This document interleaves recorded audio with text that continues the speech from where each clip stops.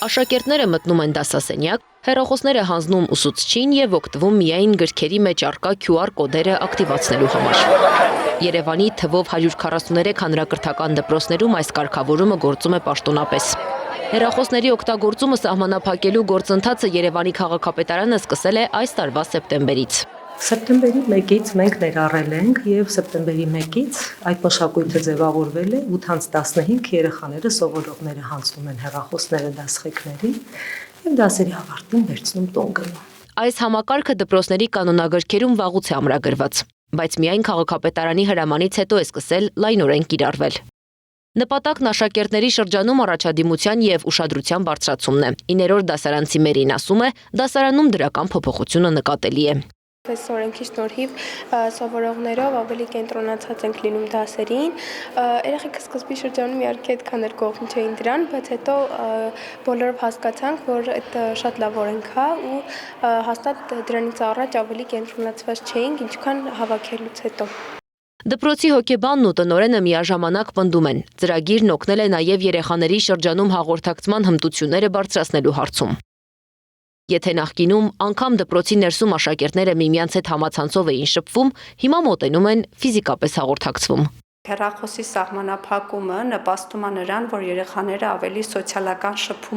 շփումը բարելավեն, այսինքն ոչ թե շփվում են համացանցով, այլ խոսքային շփման միջոցով, ինչը բնականաբար հաղորդակցման հմտություններ է զարգացնում, ինչը դպրոցահասակ երեխայի համար առաջնային է, մանավանդ 5-ից 9-րդ դասարանի, որը դեռահասության տարիքն է, իսկ առաջատար գործունեությունը բնականաբար հասակակիցների հետ հաղորդակցումն է։ Ինչ են անում երեխաները, երբ վատ են զգում ու ծնողին զանգելու անհրաժեշտություն կա։ Համար 154 դպրոցի տնօրենն իրենց փորձով ասում է, ուսուցիչներն անձամբ են կապ հաստատում աշակերտների ծնողների հետ։ Երբ երեխաներն են զանգում ծնողին, ծնողն ավելի շատ է անհանգստանում, քան երբ ուսուցիչն է զանգում, ասում է տնօրենը։ Բջջային հեռախոսն ունի օգտագործման սահմանափակումներ դասապրոցեսին, անհրաժեշտության դեպքում տրվում է, իսկ եթե անհրաժեշտություն է լինում ծնողների հետ կապ հաստատել, դասղեկները իրականացնում են կապը ծնողների հետ։ Ծրագրի խնդրահարույց կողմը երեխաների հեռախոսային կախվածությունն է։ Ցածր դասարաններում իրավիճակն ավելի վերահսկելի է։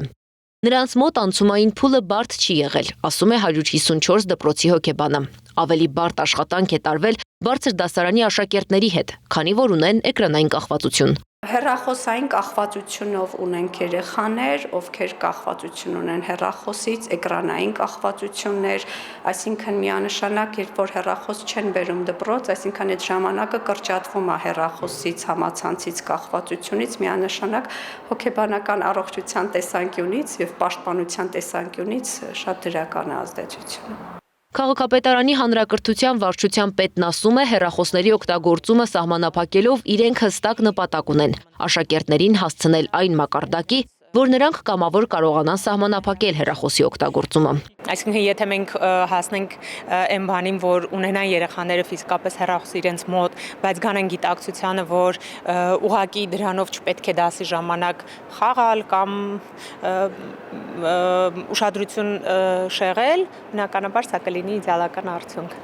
Խաչատրյանի խոսքով իրենք բանակցում են նաև մյուս 8 դպրոցների հետ։ Մինչև տարեվերջ ծրագիրն ամբողջությամբ ներդրված կլինի Երևանի բոլոր 151 հանրակրթական դպրոցներում։